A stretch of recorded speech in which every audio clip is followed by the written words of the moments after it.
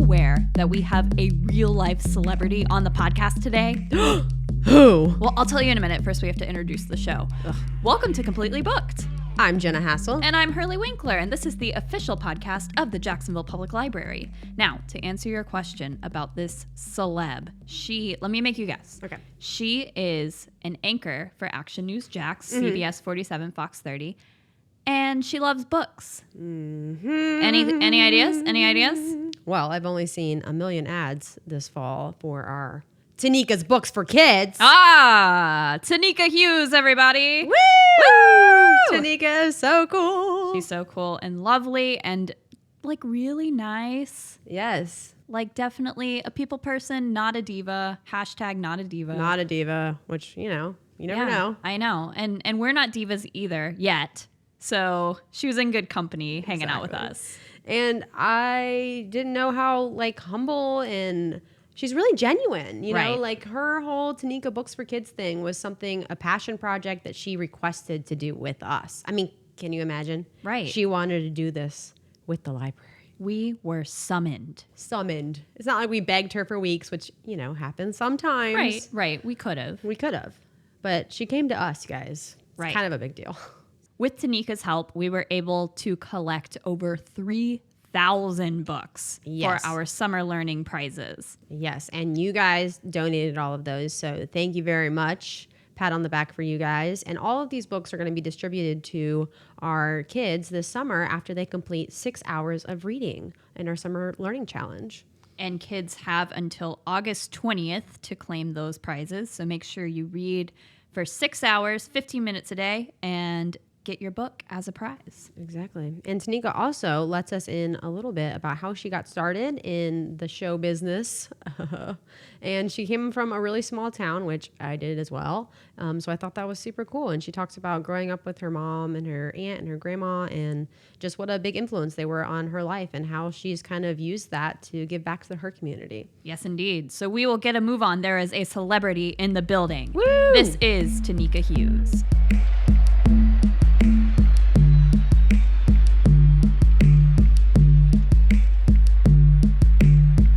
Tenikka, I'm not going to lie, I'm a little starstruck right now. Oh, yeah. Thank you so much for being here. This is awesome.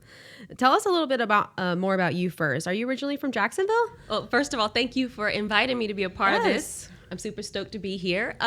No, I'm not from Jacksonville. I am from North Carolina, a little town called Whitakers. The population is less than 1,000. Wow. One stoplight, grew up eating gas station food. So yeah, I'm like a small town country girl. Oh, man. That is interesting. That's awesome. What brought you to Jacksonville? My company, Cox Media Group, I worked for the same company in Charlotte for 5 years. And then Action News Jax went through some transition, and I was approached about coming down here to interview. So I did, and I got the job. Wow. I'm from a small town, too, but there's more than 1,000 people. I'm from Niceville, which we always laugh about here.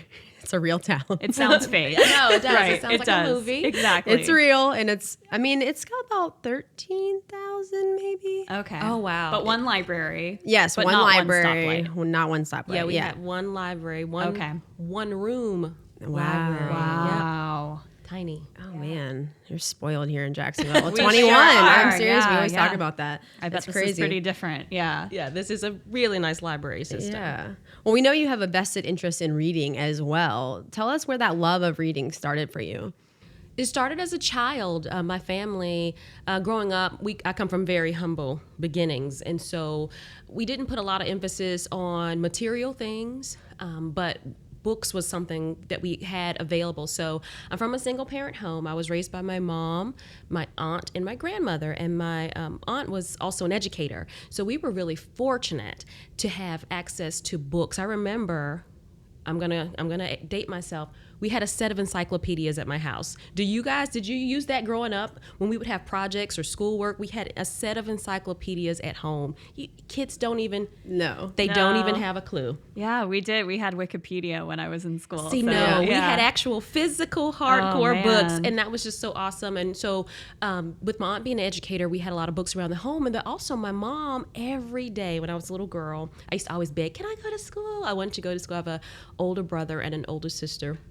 And before my baby sister came along, she would say, no, baby, you're not old enough to go to school yet. But she would take me to the little one-room library and read to me and let me read every single day. And so that love for reading really started early. And just they realized this girl has a huge imagination. And those books were like that place that I could just go to and just kind of let that all go. Wow. It seems like you came from a lot of strong female role models too, which is super important. Absolutely. And I wouldn't trade anything for the world. I mean, all those women, my grandmother, she just turned 100 and she's still with us. Wow. Oh my gosh. Yeah, it's such a blessing. And so, yeah, they just instilled in me to be that strong person.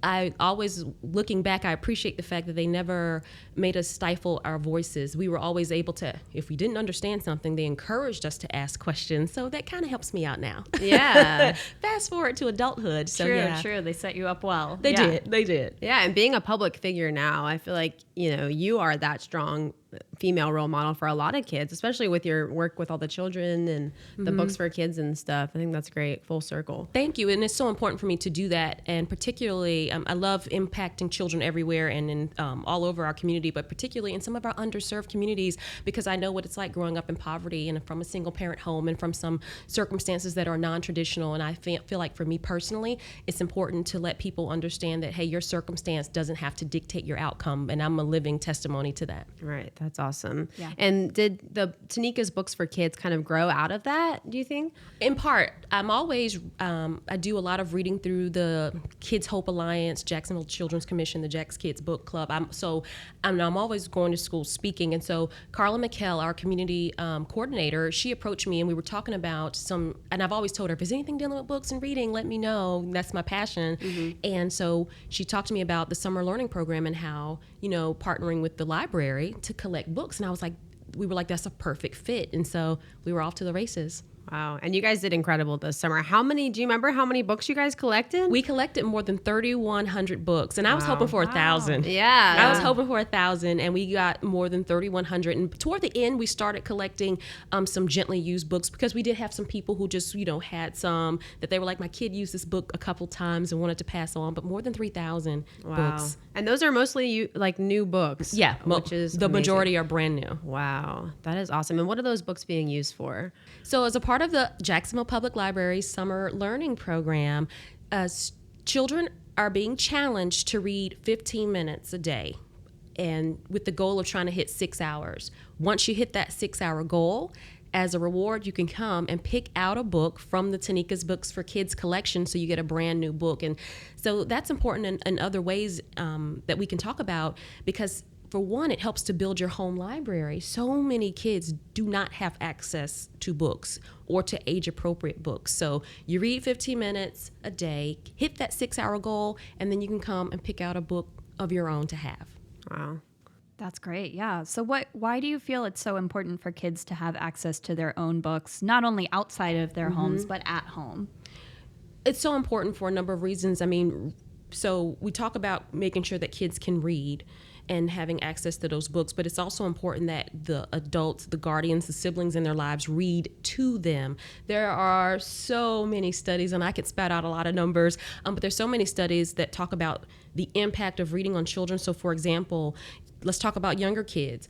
When you read to them, read with them, it helps them, those kids have they have a better understanding of recognizing letters. Mm-hmm. So they're able to say their alphabet. That also transfers over to being able to count and also write their names. It just helps them to have better overall understanding. It helps with their learning development. So there's just so many benefits. And we do find that studies show that with low-income families, you see less of that because, again, they don't have the resources to purchase books, and they don't necessarily keep books at home. And if it's a magazine, it's probably not age appropriate. So it's just important to be able to have access to age appropriate books. And that's why the library is so great.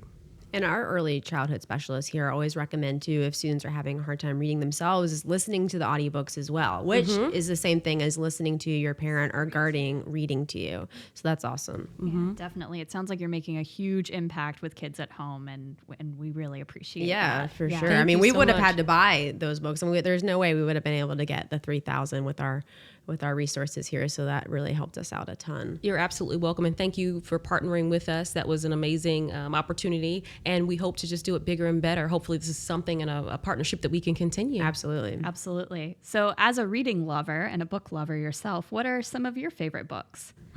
As a child, I loved, of course, Judy Blume, and I loved anything by R.L. Stine, the whole Goosebumps. And I love like horror movies and stuff like that, so that just kind of makes sense. But as a kid, I mean, and now I read a variety of books. I'm about to start Everybody's Got Something by Robin Roberts. I loved Redefining Realness by Janet Mock. Callous on My Soul by Dick Gregory. I mean, I'm just kind of into a lot of different things. So I'm kind of open. I was at the store the other day and I'm like grabbing a book and my husband's looking at me like, really? You're going to add to the collection? I'm like, yes. Yeah, you can tell him those statistics about having books at home and how important it is. And so I might have some that I haven't quite finished yet, but I'm like, I just, got to keep that library growing. Yep, absolutely. What do you think makes a great book? What are you looking for when you read? When I read, I think I look for characters or themes that I can connect with. And sometimes they come in some of those. I mean, even if you're reading something that's sci-fi or romance, I think, being able to find that character or that theme or a moment in that storytelling that you can have, have your own moment and say, oh, I can relate to that. That speaks to me. But I love reading books that when I walk away and I close that last page and I'm like, wow, Right. And it just kind of takes you over and you just have to kind of sit back and soak it in like, wow, that was a powerful work. So. Oh, definitely. Yeah. I think books build empathy in a way that no other art form can because of that connection to the character. And I think that's such a wonderful thing to impart to children too. Yes. Being able to know your truth and live in that truth. And I think books do an amazing job of allowing people to do that with no filter. Yeah. And you can see your truth reflected back to you on the page and that can be so powerful. Yes. Right. You talked a little bit about the one-room library you grew up in. Tell us some of your favorite things about the library.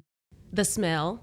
Yes. The smell of the books. The smell of the books. And in my library, we had a little sweet little librarian, and I remember she used to have a basket near the front door, and it had coupons in it. So it might be a coupon for like Raisin Bran, whatever she clipped out of the Sunday paper, she would leave it there because, again, you have to understand my town, a lot of low-income families, and so I guess that was her way of like making sure you had just 50 cents off here, 25 cents off there. So I always would look forward to her. She would hand me that basket, and I get to pick around and figure out like which coupon I was going to take for the week.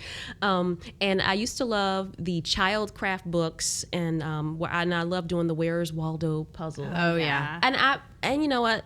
Shout out to my mom, because I know I read the same books. It wasn't that many options, so I'm sure I read the same books over and over and over. And she just let me have at it and let me read to her over and over and over again and find Waldo a million times. And she just let me do it. So shout out to my mom. Even after you memorized where he was, you still went back and felt good every time you found him. Of course. Yeah. Instant gratification when you find Waldo. Exactly. So we ask this at the end of all of our interviews, but we'd love to know, when you were a kid, what did you want to be when you grew up? Well, I thought I was going to be a teacher.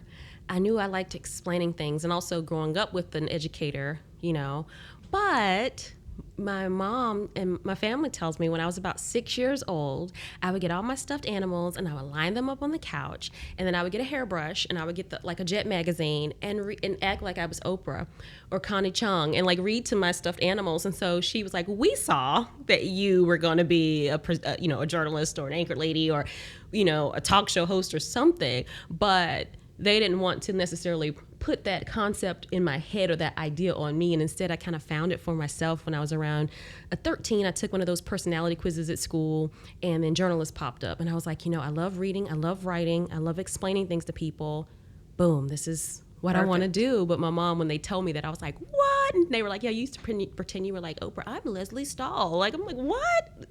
And I would love watching the news as a kid.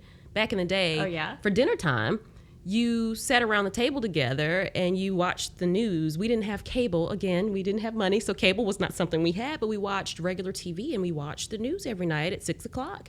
And so I grew up learning and knowing the news folks and looking forward to it every day. Right. But yeah, apparently I was pretending to do this at a very Your young whole age. life. Wow. Wow. That's incredible. That is amazing. Well, we're so glad that you connected those dots and Yes. became who you are today. Thank you so much. Yeah, thank you so much for joining us on Completely Booked today. It's been so much fun having you. Thank you for having me, and thank you for the work that you all do to help promote the public library, because it is a jewel and a resource in our community. Absolutely. And we heard you're going to be back for maybe a closing party for summer learning. I hope so, and I Okay, hope good. that we're able to also follow some of these families and kids that are going to be getting books from Tenikka's Books for Kids, so that I think it's important for the community to see, hey, you donated these books, and this is who you're helping. This is where these books are going. So hopefully you guys will see more of me. Yes, we can't wait. Thank you so much. Thank you.